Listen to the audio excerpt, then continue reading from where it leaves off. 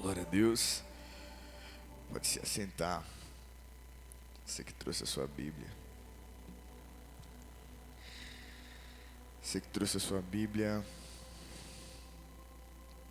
Abra ela no livro de Gênesis, capítulo 3.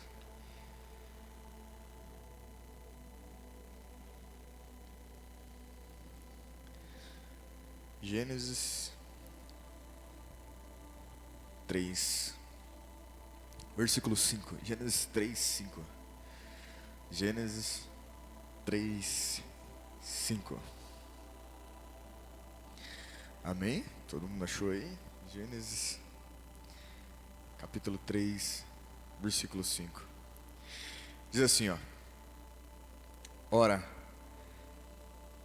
Deus sabe que no dia em que comerdes dele, no dia em que dele comerdes, os vossos olhos se abrirão, e vós, como Deus, sereis conhecedores do bem e do mal.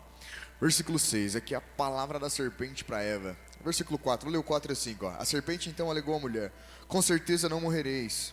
O verso 5, Gênesis 3, versículo 4 e 5. Ora, Deus sabe que no dia em que dela comerdes, vossos olhos se abrirão, e vós serei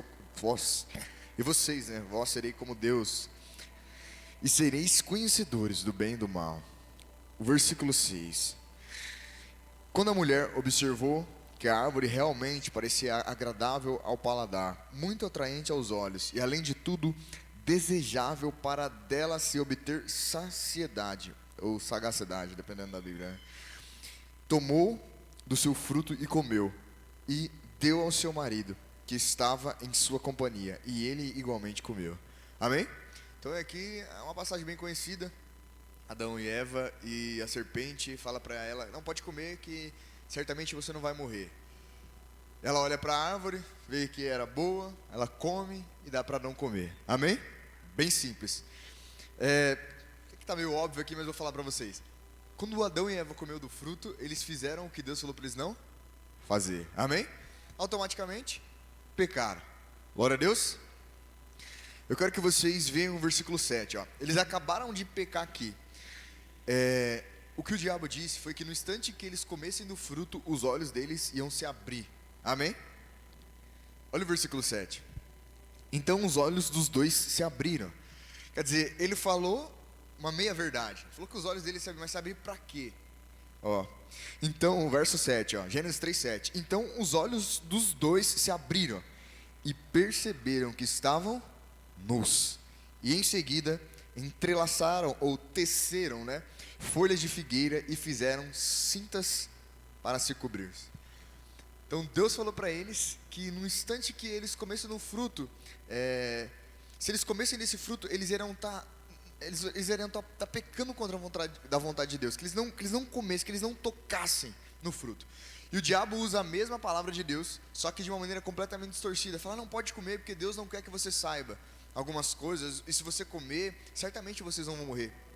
Deus disse para ele que se eles comessem, certamente morreriam. Amém?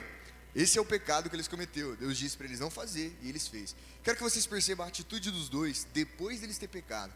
Depois deles ter pecado, os olhos deles se abriram, e eles perceberam que estavam nus. Amém? Vou ler o verso 7 de novo, quero que vocês leiam de novo para a gente ver junto, ó. Então os olhos dos dois se abriram e perceberam que estavam nus, e em seguida entrelaçaram folhas de figueira e fizeram cintas para se cobrir. Fizeram roupas com a folha da figueira. O que aconteceu aqui? No instante em que eles pecaram, a roupa que cobria eles era uma roupa feita de glória. Amém? Era uma luz. Os mais estudiosos, mais sábios, dizem que era uma luz que cobria eles. No instante que eles pecam, eles perdem essa luz, essa glória que cobria eles, e eles mesmos fazem para si roupas, para se tampar, para se vestir. Certo? O que isso representa de maneira muito simples? Sabe quando eu e você comete um pecado, faz algo que a gente sabe que é errado, e a gente mesmo tenta dar o nosso jeitinho para resolver? Entende? Quando eu e você faz algo, e aí a gente sabe que está errado aquilo que a gente fez, mas a gente mesmo quer ir lá e tentar resolver aquilo, na força do nosso braço. Vocês entendem? Simples. Então, ao perceber que eles perderam aquilo que Deus tinha providenciado para eles, o que que eles fazem? Eles tentam dar um jeito por eles mesmos ali. Glória a Deus. Quero que vocês vão agora no verso 27. A gente está pulando um pouquinho aqui, mas... Perdão, versículo 21. Gênesis 3, 21. Aí Deus vem, Deus fala: Adão, onde você está? Mulher, onde você está? E Deus dá a sentença para Adão, dá a sentença para Eva. Só que eu quero que vocês prestem atenção no versículo 21. Ó. Quando Deus chega lá, tá os dois lá com a roupa que eles mesmos teceu ali, que eles mesmos fez para eles. Versículo 21, ó. E fez Yahvé Deus túnicas de pele, e com elas vestiu Adão e Eva. Então Deus chega ali, pergunta: Adão, o que você fez? Você comeu do fruto que eu falei para você não fazer. Ele falou: Senhor, a gente estava nu, por isso nos escondemos, tivemos medo do Senhor. E aí Deus fala: vocês comeram do fruto, né? Aí Adão fala: foi a mulher que tu me destes.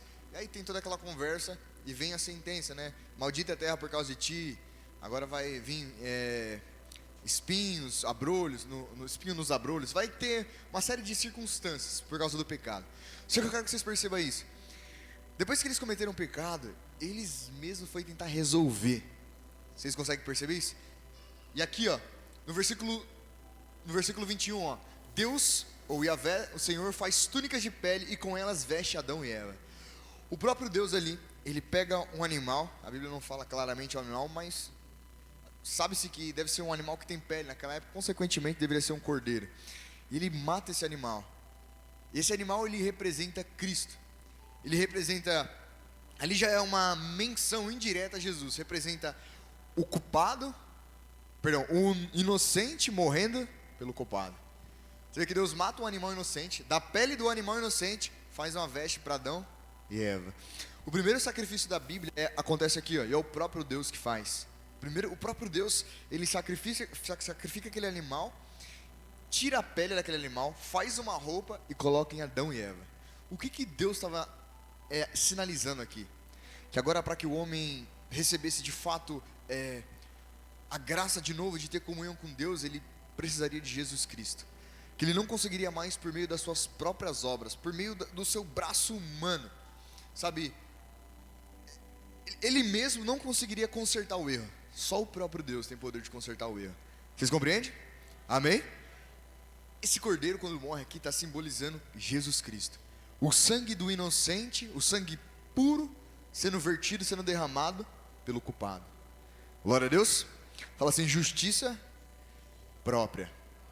Tem uma coisa na Bíblia chamada justiça própria. O que é justiça própria? Vou tentar simplificar e falar a palavra assim para vocês entenderem. Sabe quando a pessoa tenta provar algo? Vou tentar ser mais específico. Tem lá uma meta na empresa. Quem vender 10 produtos esse mês vai ser promovido. E aí você vai lá, trabalha, se esforça, se dedica e bati e vendi os 10. O que ela fez ali? Ela se dedicou e, devido ao trabalho dela, ela obteve um mérito. Amém? Bem simples, ela obteve o mérito dela. E ali, com o mérito dela agora, ela pode chegar diante do chefe, do dono da empresa, e falar: eu consegui a meta, está aqui, e agora o senhor me deve a promoção, porque eu fiz. Amém? Glória a Deus.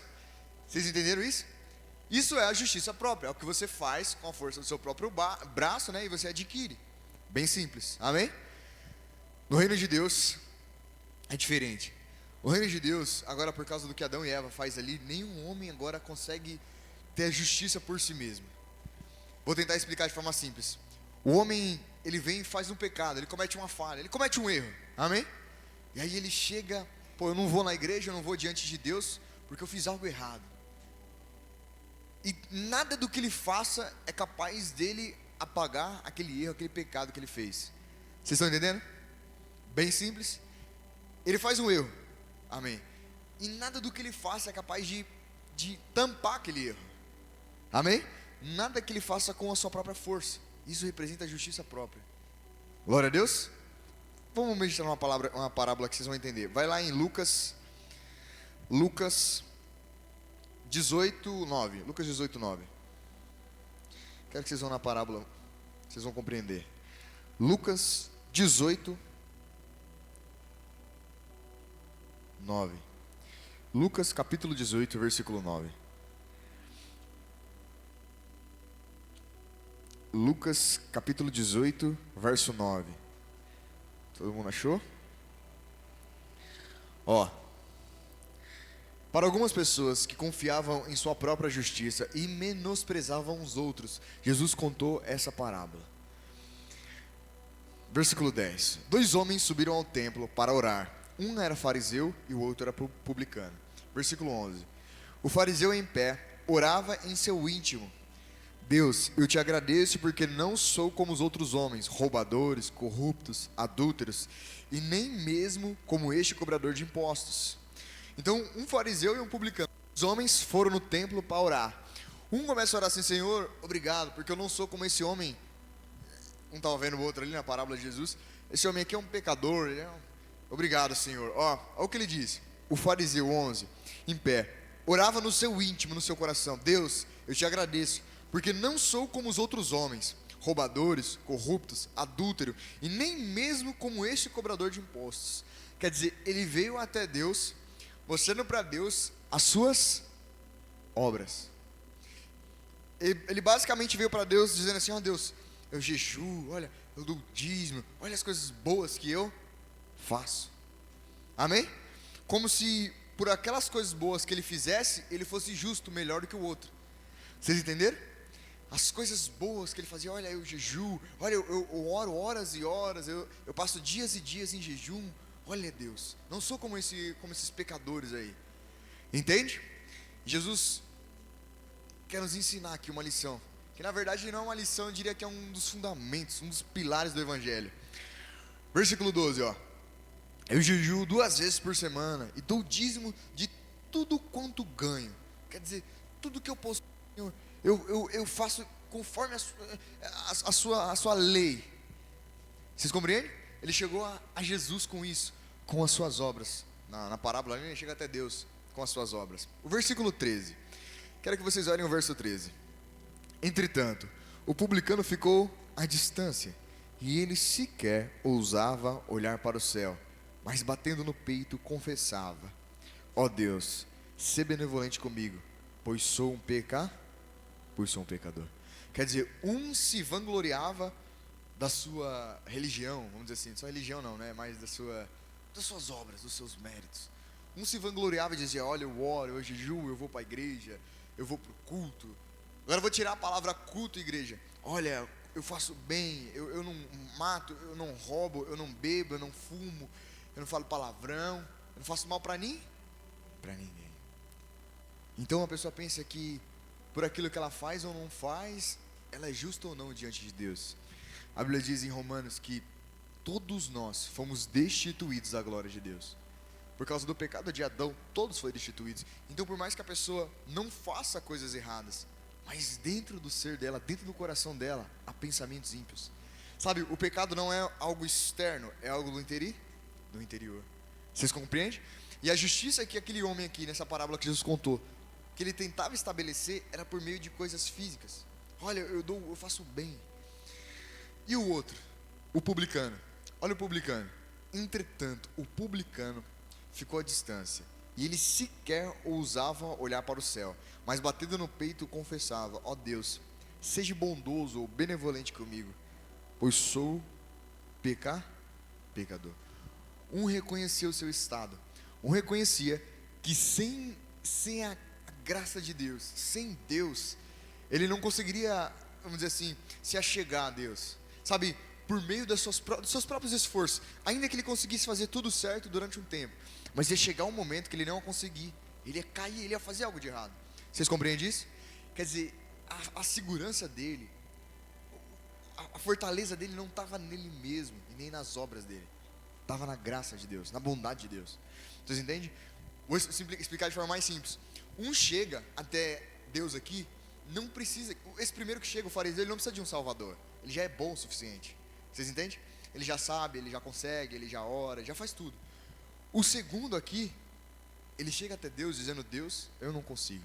Quer dizer, quando ele faz isso, ele está dizendo para Deus que ele precisa de um Salvador, que por si mesmo, perante Deus, ele não consegue ser justo, ele não consegue ser bom o suficiente no padrão de Deus.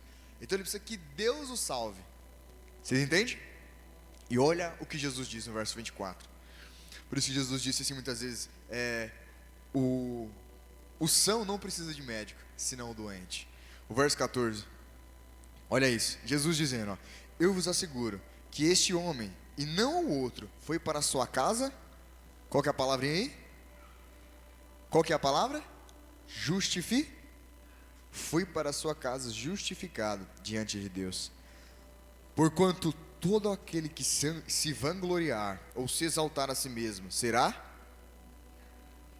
Em algumas traduções desprezado, outra humilhado. Mas o que humilhar-se a si mesmo será exaltado. Quer dizer, todo aquele que reconhece. Igreja, eu quero que vocês entendam isso. Se humilhar-se a si mesmo, não é ficar que nem um coitadinho. Oh Deus, olha, eu sou uma vítima da sociedade. Não, isso não é se humilhar a si mesmo.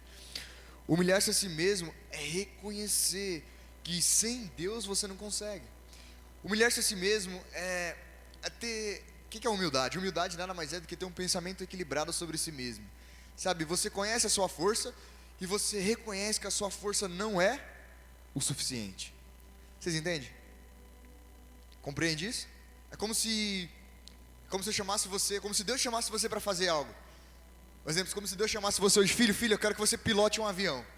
Quantos aqui tem um brevet de avião, para pilotar um avião? Levanta a mão. Ninguém. Então você olha para si mesmo e percebe que você não tem condições de fazer aquilo. Isso é humildade. É quando você reconhece que você não consegue, sabe? A pessoa orgulhosa é diferente, ela vai reconhecer que tudo ela pode e que tudo ela consegue. Amém? E qual que é a grande coisa aqui nessa parábola? É que aquele que de fato reconhece que não consegue. Quando eu falo não consegue, igreja, não é só para as coisas difíceis, mas é dentro do Evangelho. Quando eu e você estão vivendo uma vida no Evangelho, a gente não consegue viver o Evangelho por nós mesmos, sabe? Qual a diferença do Evangelho para qualquer outra religião desse mundo? Qualquer outra religião desse mundo, por exemplo, tem boas filosofias, bons pensamentos, é até boa, por assim dizer. Só que é diferente do Evangelho. No Evangelho, o próprio Deus se faz um ser humano. O próprio Deus pega as culpas e o pecado daqueles que são seus seguidores e morre no lugar deles. Em toda e qualquer outra religião do mundo, são só dogmas, são só regras para ser seguidas. Amém? Por que muitas pessoas não lêem a Bíblia? Porque muitas pessoas pensam que a Bíblia é um livro de regras. Assim, se eu ler a Bíblia hoje, na Bíblia eu vou aprender o que fazer e o que não fazer. Tá certo. Se você ler a Bíblia, você vai aprender o que fazer e o que não fazer. Mas a Bíblia não é um livro de regras. Amém? Fala assim, a Bíblia não é um livro de regras. Não é. A Bíblia é um livro onde você vai conhecer aquilo que Deus fez por amor a mim e a você. A Bíblia, quando você pega a Bíblia, você começa a ler, você começa a perceber que você não é bom o suficiente. Mas para que Deus amasse eu e você, para que Deus nos abençoasse, fizesse tudo o que Ele quer fazer, não depende de nós. Depende exclusivamente dEle. Você entende? A Bíblia conta fatos onde o próprio Deus se faz propiciação pelos pecados dos homens. Você entende? A veste de Adão, aquele animal que morre na veste de Adão, simbolizando a justiça de Deus, é o próprio Deus que vem da sua própria vida, pela sua criação. Você entende? Então a Bíblia não é um livro onde você vai ler e você vai ver um monte de regra. Quando você pega a Bíblia e você resume como um livro de isso pode, isso não pode, isso pode, isso não pode. Não, esse não é o intuito da Bíblia. O intuito da palavra de Deus é que você conheça a Deus e que você conheça aquilo que Deus fez por amor a você. Glória a Deus. Amém? Fala assim, o pecado me impede de andar. Sabe, quando a pessoa comete um pecado, comete um erro, e em vez dela vir até Deus e se abrir, a Bíblia fala em Provérbios, trazer a luz, ela esconde, ela oculta, ela começa a ficar manco, ela não consegue andar, ela não consegue mais caminhar, por causa do peso da culpa, a consciência culpada. Vocês compreendem? Amém? Glória a Deus. Essa parábola aqui é muito preciosa, porque ela mostra a maneira que Deus lida com a pessoa que reconhece o seu pecado, que reconhece a sua falha. O outro, que se diz bom o suficiente, talvez ele tivesse vários pecados, mas ele jamais ia falar para Deus, porque ele queria se apresentar diante de Deus, mostrando o seu lado bom. Vocês entendem? Ele queria se achegar diante de Deus, dizendo, olha Deus, eu não sou tão ruim assim, olha, Sabe, eu sou bom o suficiente. A Bíblia fala em Isaías que as nossas obras de justiça são como trapo de imundícia. Quer dizer, ela não é boa o suficiente. Então a gente não deve se basear nela. Você entende? É como se o diabo falasse para você assim, ó, tá vendo? Você não é crente. Mas eu creio em Jesus, não batizei. Não, você nem lê a Bíblia, é o suficiente, você não ora o suficiente. Tá vendo? Fulano ora mais que você. Ciclano ora mais que você. Quando vocês tiveram esse pensamento, levanta a mão. Vocês nunca tiveram esse pensamento? Por quê? Porque o diabo quer que você caia na dele. Qual que é a dele? A dele é que você se baseie na sua capacidade, sabe? No tanto que você faz. E não naquilo que Jesus fez. Igreja, quanto mais se torna consciente para você que você só está aqui. Quando eu falo só está aqui, não só aqui fisicamente, mas que nós só estamos em Deus por causa de Cristo, mas o peso sai de nós. Por que Jesus disse assim, ó: vinde a mim, vós que estáis cansados e oprimidos, e eu vos aliviarei? Porque não tem a ver com a gente, tem a ver com o que Jesus fez. Glória a Deus. Qual que é a nossa parte? Igor, Jesus falou para a gente orar, para a gente jejuar. A gente deve fazer tudo isso, mas com um coração diferente. Vou explicar para vocês usando o exemplo que eu dei no começo. A gente deve orar, jejuar, ler a Bíblia, mas não como aquela pessoa que quer bater a meta, entendeu? Não como aquela pessoa que quer mostrar o que quer fazer, para chegar lá e mostrar para o chefe, olha o que eu fiz. Vocês entendem?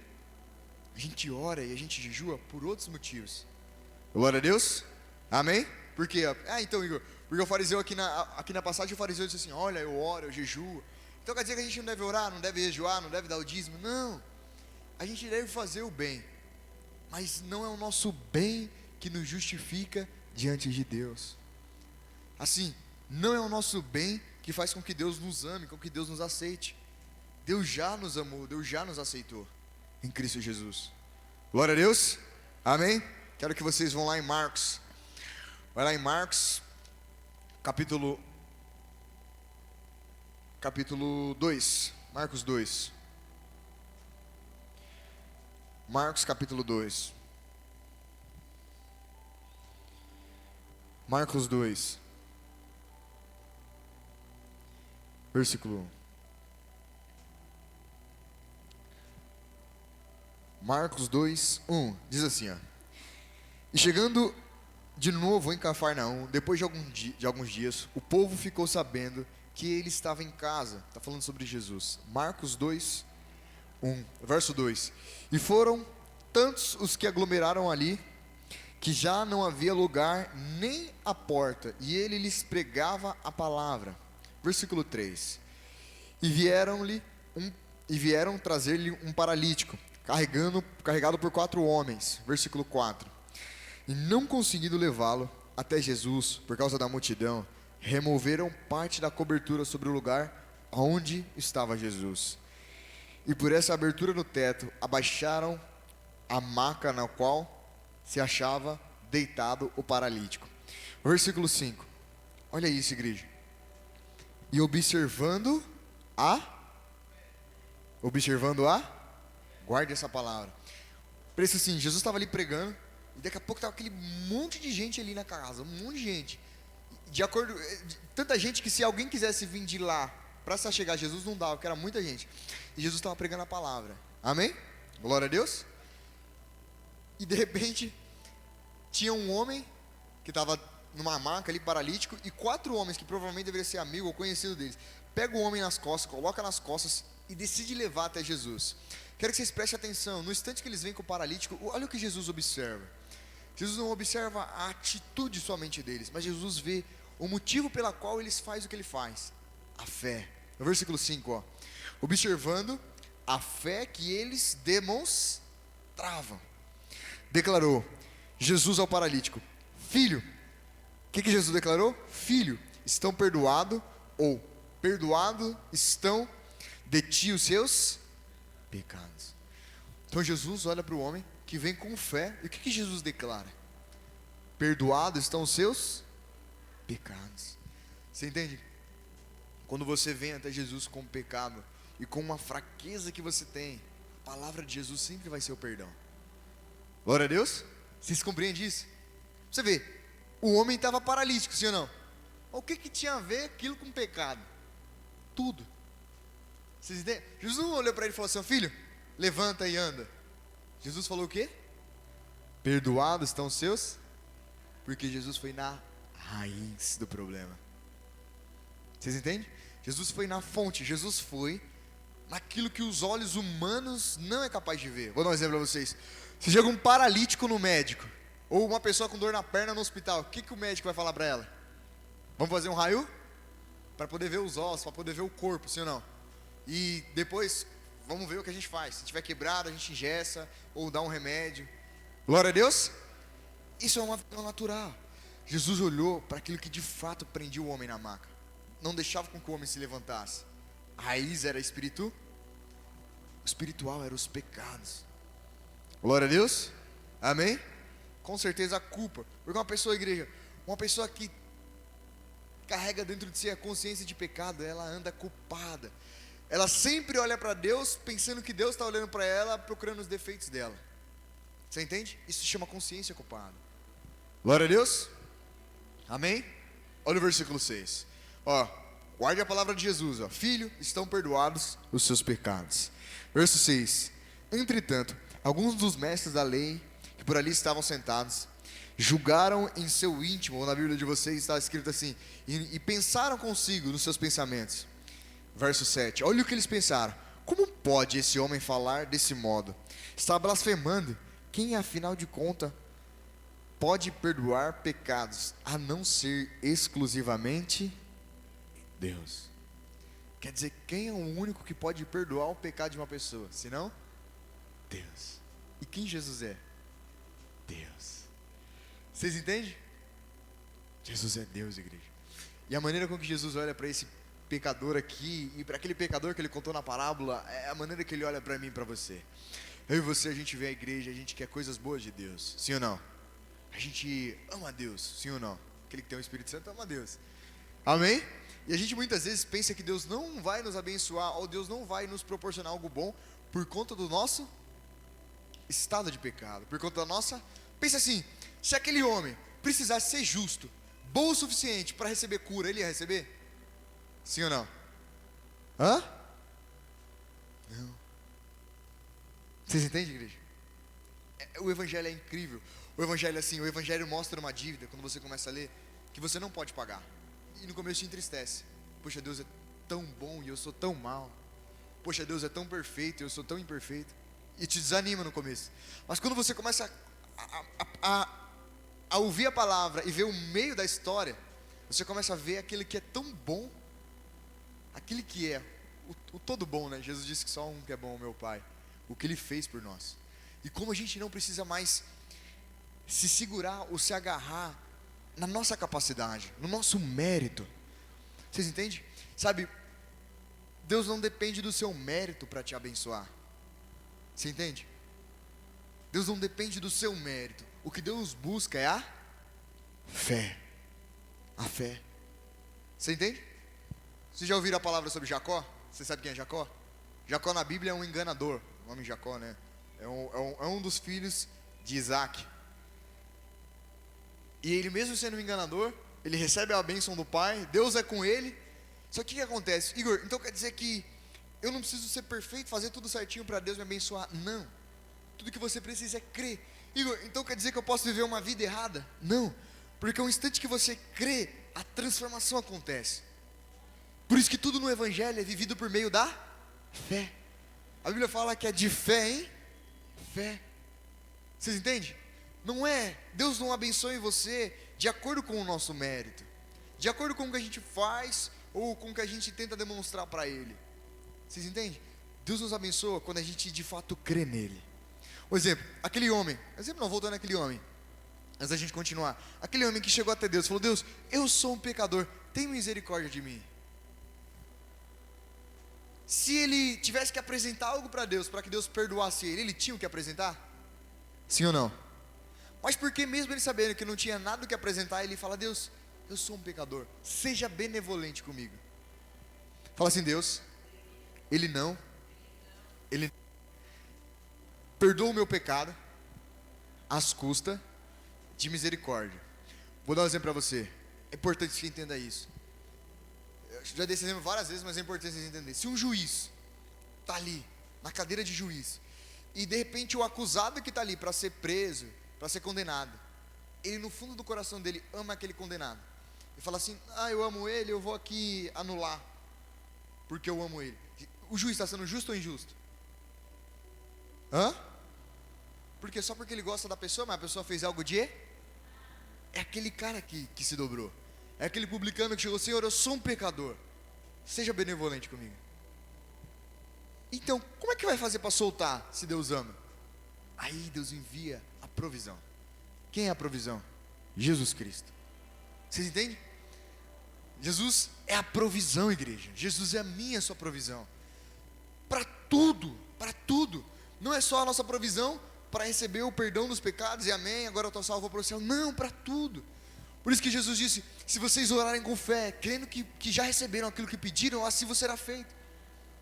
Vocês entendem? Quando você crê que Deus vai abençoar você, que Deus ama você, que Deus tem promessas na sua vida e coisas que Ele quer fazer na sua vida, não por causa de você, não por causa da sua capacidade, mas porque Ele é bom, por causa daquilo que Cristo fez, a sua maneira de olhar para Deus é diferente, e a sua maneira de olhar para si mesmo é diferente. Muitos cristãos não conseguem permanecer na caminhada com Cristo, porque eles vivem com Deus olhando para si mesmo. Pensa assim: você olha para Deus, você vê branco. Você olha para você, você vê preto. Você olha para Deus, você vê branco. Você olha para você, você vê preto. Que fé você vai ter? Se é para andar assim com Deus, então é melhor estar no mundo, sim ou não? Essa é a mente de alguns cristãos. É porque eles não compreenderam que o que fazem, o que vai fazer eles andar de vitória em vitória, é quando eles andam olhando para Jesus Cristo. Quando eles vivem a vida cristã olhando sempre para Jesus. Igor, o que é olhar para Jesus? Olhar para Jesus é entender que Deus não aceitou você por causa de você. Deus aceitou eu e você por causa daquilo que Jesus Cristo fez. Isso é olhar para Jesus. Vocês entendem? Eu e você hoje temos o Espírito Santo, não por causa de nós. A gente tem o Espírito Santo. Igor, porque eu tenho convicção que o Espírito Santo está em mim. Não é por causa de você. É por causa de Jesus Cristo. Por causa daquilo que Jesus Cristo fez. Garante. Pensa assim: Ele é a segurança. Glória a Deus. Vamos voltar aqui ao paralítico. Vou ler o 7 de novo. Como pode esse homem falar desse modo? Está blasfemando. Quem afinal de contas pode perdoar pecados, a não ser exclusivamente Deus? O versículo 8. Jesus imediatamente em seu espírito percebeu em seu espírito que isso era o que eles estavam urdindo ou pensando, questionando na sua mente. Jesus estava ali conversando com o homem paralítico. Os fariseus estavam ali no meio das pessoas. De repente os fariseus pensam: mas quem é esse homem para falar um negócio desse? Jesus percebe isso. E olha o que Jesus disse: por que cogitais desta maneira em vossos corações? Por que vocês estão pensando isso? Olha o verso 9. O que é mais fácil dizer ao paralítico: estão perdoados de ti os seus pecados? Ou falar: levanta-te, toma a tua maca e sai andando? Versículo 10. Todavia, para que saibais que o Filho do Homem tem na terra a autoridade para perdoar pecados, ele se dirige ao paralítico e diz: levanta, toma a sua esteira, a sua maca aí. Vocês entendem? Olha, igreja, para que Deus perdoe você, para que Deus te abençoe, é a mesma coisa. Você só precisa ter fé. Igor, e o que é a fé? A fé que eu estou falando aqui, igreja, não é a fé: eu creio que eu vou conseguir aquilo que eu estou pedindo. A fé é aquela convicção, aquela certeza de que Deus quer o seu bem, de que Deus quer mais o seu bem do que você pode imaginar. Vocês entendem? Que Deus quer ver você, que Deus de fato quer te abençoar e não depende de você, depende somente que você creia nele. O que é crer nele? É saber que ele quer isso. Vocês entendem? Um dos pontos de crer em Deus é saber que Deus quer isso e depositar a sua confiança. Qual a diferença da pessoa que crê e da pessoa que não crê? A pessoa que crê, ela não está baseada na sua própria força. Ela não vive a vida com Deus na força do seu braço. Ela vive a vida com Deus confiando em Jesus Cristo, sempre confiando em Jesus, não em si mesmo. Olha o versículo 11. e eu te ordeno, levanta-te, toma a tua maca e vá para a tua casa. Versículo 12. E então se levantou e no mesmo instante, tomando a sua maca, saiu andando na frente de todos, que estupefatos, ou estavam escandalizados, glorificaram a Deus e exclamando: nunca vimos nada semelhante a isso. Quer dizer, Jesus perdoa o pecado daquele homem e naquele mesmo instante ele volta a caminhar. O que fazia ele ficar doente na maca era uma enfermidade. A raiz daquela enfermidade era o pecado. Vocês entendem? Glória a Deus. Por isso o desejo de Deus é que eu e você viva com a consciência de que somos perdoados. Fala assim: eu sou perdoado em Cristo Jesus. Esse é o primeiro passo, igreja. Esse é o primeiro passo para que você possa viver as outras coisas. Glória a Deus. Quero que vocês vão lá em Salmos 103, Salmo 103, versículo 1. Salmo 103, 1. Esse salmo aqui, o Espírito Santo falou comigo hoje à tarde. Acho que eu nunca tinha lido esse salmo. Acho que eu já tinha lido, mas nunca com esse olhar, sabe? Salmo 103, versículo 1. Salmo 103, versículo 1. Salmo 103, 1. Olha esse verso. Bendiz, ó minha alma, ao Senhor, e todas as minhas entranhas, seu santo nome. Bendiz, ó minha alma, ao Senhor, e não te esqueça de nenhum dos seus benefícios. Fala assim, gratidão. Fala assim, gratidão. O que é gratidão? Gratidão é diferente de você agradecer. Quando alguém vem no mercado ali, coloca a sua compra dentro da sacola ali, ou você compra alguma coisa, você fala obrigado, sim ou não? Isso não é gratidão, isso é agradecer. Gratidão é quando você se lembra daquele bem que Deus te fez. Você entende? Isso é gratidão. Sabe quando você vai orar, você entra na presença. Por isso que a Bíblia fala pra gente falar salmos, hinos e cânticos espirituais, salmodiando a Deus com gratidão, com ações de graça em nosso coração. O que é isso? É sempre ter em mente, sempre se lembrar aquele bem que Deus nos fez. Eu sei, cada um de vocês estão aqui tem alguma coisa boa que Deus fez para vocês em particular. Sim ou não? Sim, mas tem um bem que Deus fez, que todos nós podemos se lembrar desse bem. Que bem é esse? A entrega de Jesus. A entrega de Jesus. Vocês entendem? Esse é o maior bem que Deus nos fez. A gratidão, igreja, é isso. É quando você entra na presença de Deus se lembrando daquilo que Ele te fez. Sabe, a gente costuma dizer aquela palavra assim, eu sei de onde Deus me tirou. Sabe, isso é se lembrar da benevolência que Deus teve com você. E principalmente quando eu e você não merecia. Glória a Deus. Isso é isso é gratidão. Vamos pro próximo. E ele, olha esse versículo, igreja. Esse verso foi escrito antes de Jesus, mas era o Espírito Santo, por meio do salmista, já dizendo o que vinha acontecer. E é Ele quem perdoa todos os seus pecados e cura todas as suas enfermidades. Vocês entendem? É Ele quem perdoa todos os nossos e cura todas as nossas enfermidades. Quando fala enfermidades aqui, fala Ele quem visita as nossas circunstâncias, as nossas situações. Vocês entendem? A situação que ele está usando aqui é enfermidades, porque a enfermidade, a gente sabe que a maioria delas é causada pelo pecado. Amém? Os demônios se aproveitam do pecado. Glória a Deus. Vocês entendem isso? Olha a segurança que a gente tem em Deus, igreja. Olha a segurança que a gente tem em Deus.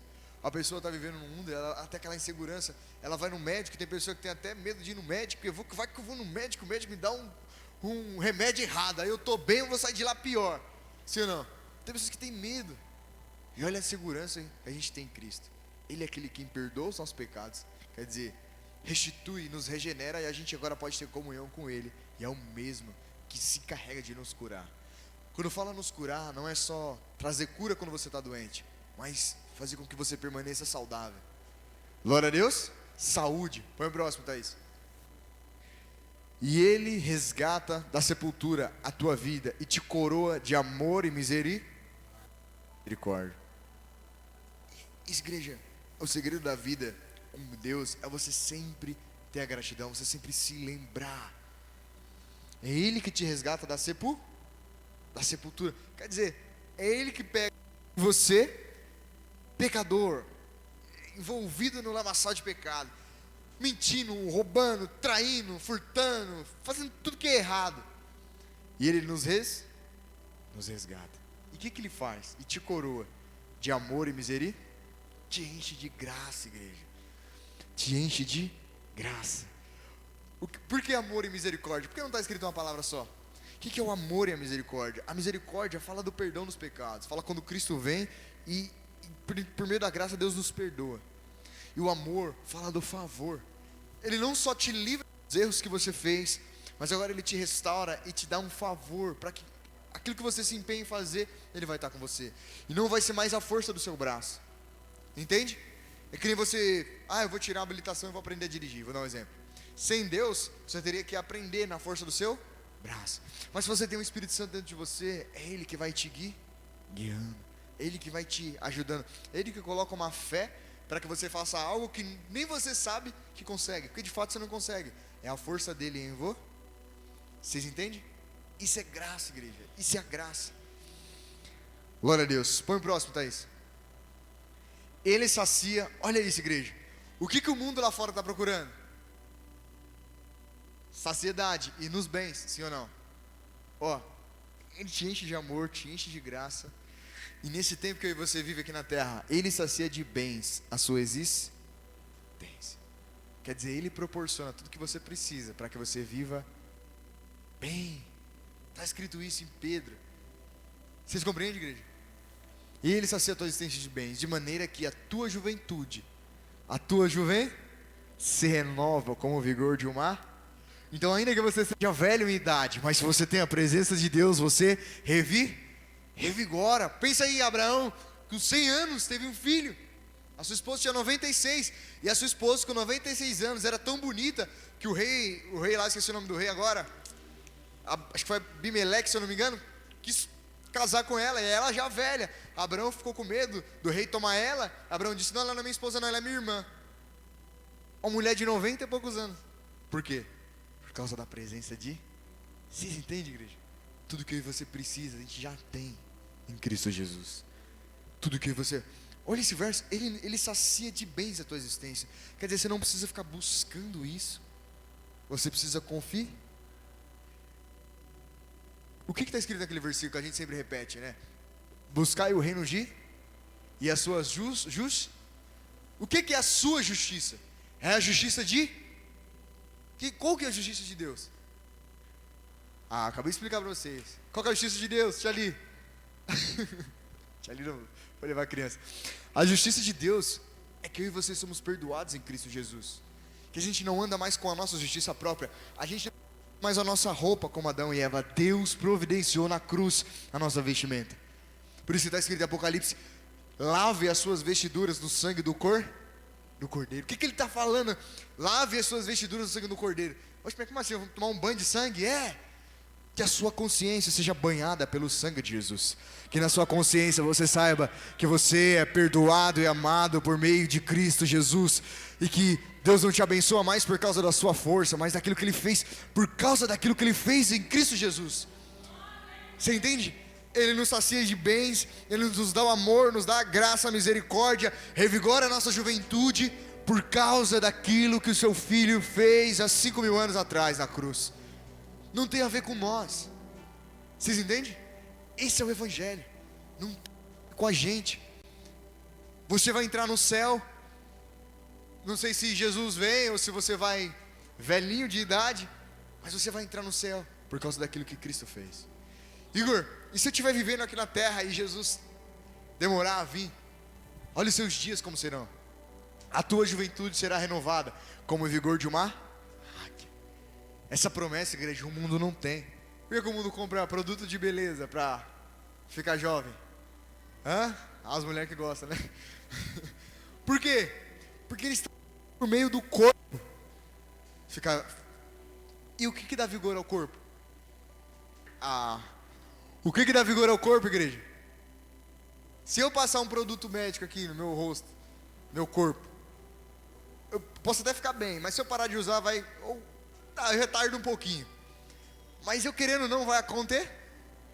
Quando Deus tirou a idade do homem, foi quando Deus retirou o espírito. Deus disse assim: o meu espírito não contenderá mais com a humanidade, e os dias do homem serão só 120. O segredo está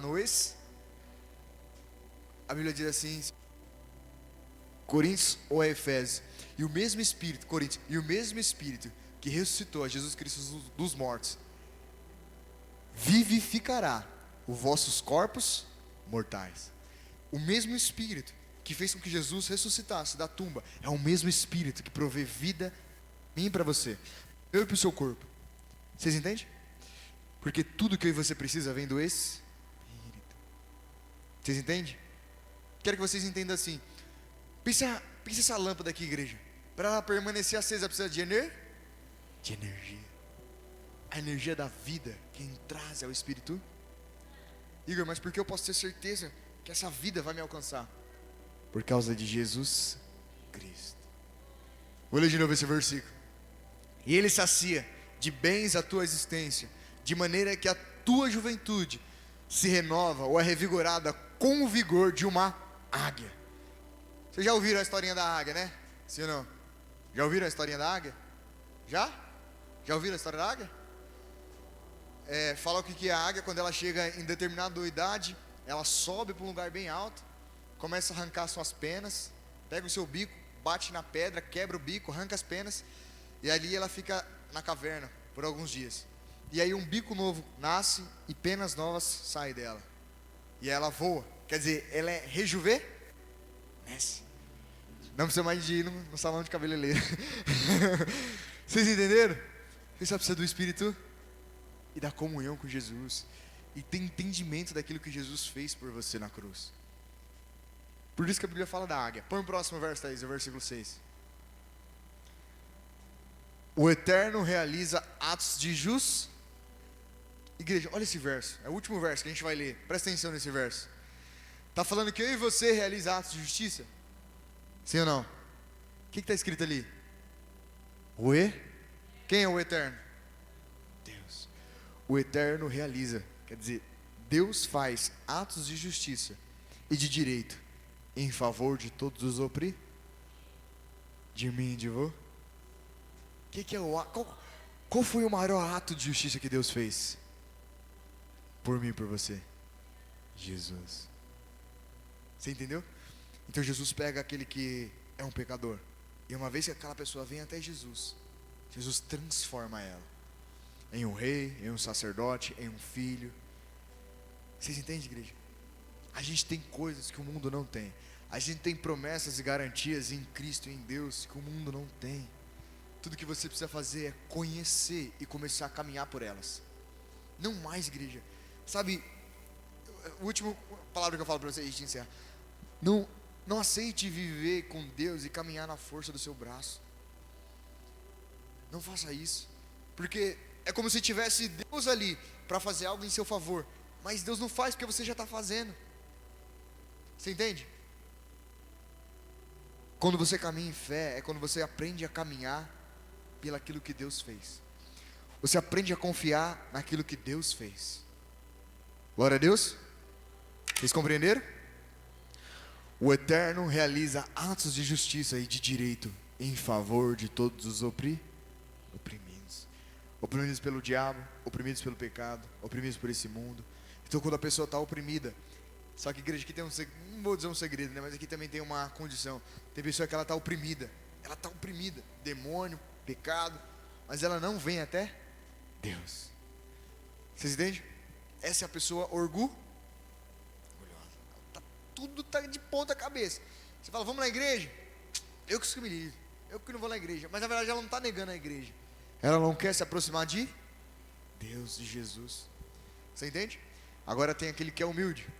Qual é a diferença, igreja, daquele que é humilde? Não é aquele que tem uma casinha. Nossa, não, aquilo não é humildade. Amém? A humildade é aquele que reconhece que precisa de um Salvador. Eu poderia ir mais longe aqui com vocês. Em Romanos capítulo 10 fala que há uma dificuldade de Deus salvar os judeus, porque os judeus querem estabelecer a sua justiça própria. Já eu e você reconhece que a gente precisa de um Salvador. Igreja, quando você declara que você precisa de um Salvador, é como se você estivesse dizendo assim: eu sou uma criança, eu preciso de alguém maior do que eu para cuidar de mim. Você entende? Eu preciso de alguém para cuidar de mim. Eu preciso de um pai. Eu preciso de um Abba. Isso é fé, igreja. É quando você deposita a sua confiança e a sua dependência em Deus. Amém? Glória a Deus. Amém? Feche os seus olhos. Creia nesse salmo que a gente acabou de ler. Medite nesse salmo na sua casa, leia e releia.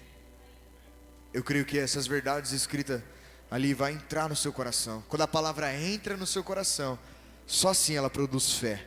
Quando a palavra entra no seu coração, quando você recebe ela no seu coração, a fé é despertada no seu coração. Você sabe agora que Deus quer te abençoar, que Deus quer o melhor para você, não por causa de você, mas por causa daquilo que o Filho dele fez por amor a você. Que você tem amor, você tem cura. Ele enche a tua existência de bens, não por causa de você, mas por causa daquilo que Ele fez. Oh, Jesus, obrigado, Pai. Obrigado pela sua palavra, Senhor Jesus. Obrigado, Espírito Santo.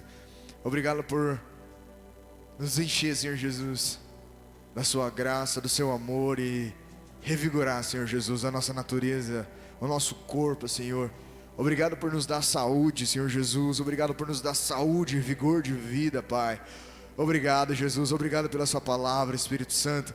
Nós cremos que aquilo que o Senhor Jesus fez na cruz, por amor à nossa vida, a gente, por causa do ato dele, a gente recebeu o acesso, o direito de entrar na presença do Pai. E agora em Cristo Jesus, como diz as Escrituras, temos o sim e o amém para todas as promessas, Pai. Nós cremos na sua palavra. Nós sabemos que aquilo que o Senhor fez, Senhor Jesus, nos deu a chance, nos deu a oportunidade de termos agora a presença do teu Espírito sobre nós.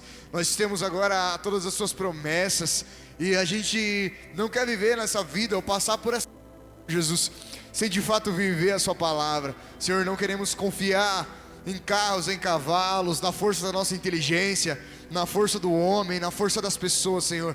Queremos depositar a nossa confiança e a nossa dependência no Senhor, Pai. Não queremos confiar na nossa própria capacidade, no nosso próprio entendimento, Senhor. Mas declaramos hoje a total dependência, a total confiança no Teu Espírito e na Sua palavra, Senhor. Eu creio que cada um dos meus irmãos que o Senhor trouxe aqui, Senhor Jesus, o coração e a alma deles, e o corpo físico também, está saindo cheio de vigor e cheio de vida.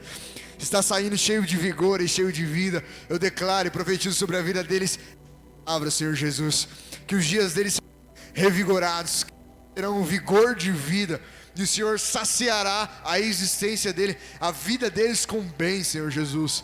Mas sobretudo, eles não andarão buscando os bens dessa terra, ou aquilo que o mundo diz que vai saciar, mas que eles vão andar, Senhor Jesus, buscando primeiro o reino, o seu reino e a sua justiça, compreendendo que as demais coisas o Senhor já deu para eles gratuitamente. As Escrituras diz que se o Senhor nos deu Jesus Cristo, não nos dará com Ele também todas as coisas. Pai, nós cremos que o Senhor já nos abençoou com todas as sortes de bênção no reino celestial, Pai. Nos ensina a viver e a caminhar por essas palavras. Não nos deixa andar como as pessoas desse mundo que buscam essas coisas, mas que a gente venha caminhar por meio da sua palavra, que a gente venha viver confiando e crendo naquilo que o Senhor já disse, já estabeleceu. O Senhor disse que já nos elegeu antes da fundação do mundo. A sua palavra diz que o Senhor já nos elegeu antes da fundação do mundo, Senhor Jesus, para que fôssemos santos e irrepreensíveis diante da sua presença. Que o Senhor nos ensine, Senhor Jesus, a caminhar por meio da sua presença e não dar ouvido, e não deixar com que a gente seja levado pelas circunstâncias, porque estamos certos que nem a morte, nem a vida, nem a espada, nada, Senhor Jesus, nem a nudez, nada pode nos separar do amor que está manifesto, Pai, em Cristo Jesus. Nós cremos na sua palavra, Senhor Jesus. Nós cremos na sua palavra. Obrigado, Espírito Santo. Oh, Espírito Santo, obrigado. Obrigado pela sua palavra, Senhor. Obrigado, Jesus. Oh, Espírito Santo, obrigado pela sua palavra. Saia daqui crendo que Jesus está vivo e que as promessas e as palavras dele são para mim e para você. A Bíblia não é um livro onde vai te condenar ou vai te julgar, mas quando você começar a ler e a conhecer as Escrituras, você vai entender o quão amado você é por Deus, o quão amada você é por Deus, o quão precioso e o quão preciosa você é para Jesus.